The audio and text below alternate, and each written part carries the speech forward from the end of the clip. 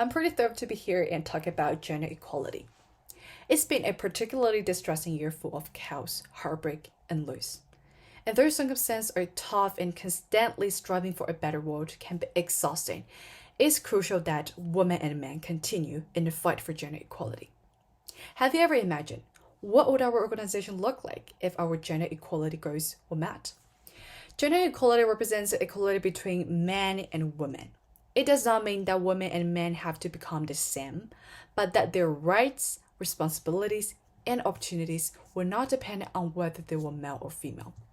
Better understanding on gender equality is that men and women are endowed with the same resources, opportunities, and rights while taking into account their biological differences. Based on this understanding, I've noticed one phenomenon under the development of gender equality in daily life. More equal ratio between men and women in political field improve the harmony of politics, which in general means that gender equality shape a better governance. There is a growing recognition of the untapped capacity and the talents of women and women's leadership.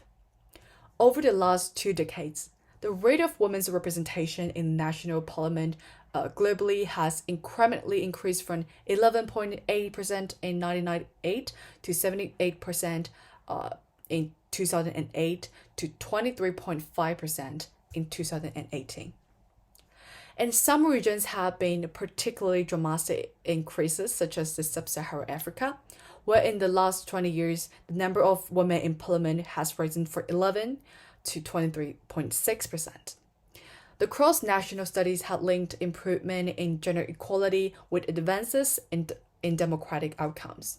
The evidence of the study Melamin in 2005 indicates a positive connection between education opportunities for women and improvement in economic development. Harken back to the last summer. I went to the village community of Linhutan in Suzhou and conducted a research on the issue of women's participation in politics in the village community.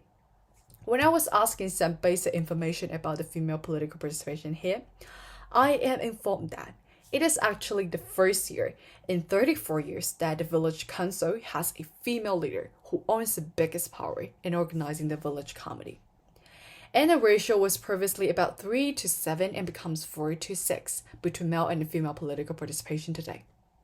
When I was interviewing with some local residents around, I noticed that before the promotion of this female leader, there was no specific work on addressing gender-based issues such as the retaliation of the conflicts in domestic family, as well as the concern for women's health.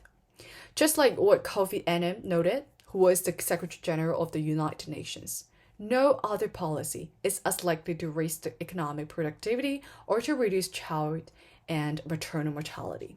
No other policy is as sure to improve nutrition and promote health, including the prevention of HIV.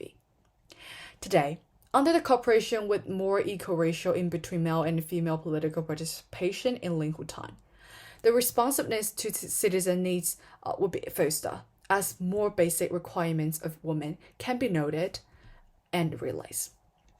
Let's take the menstrual issue as an example.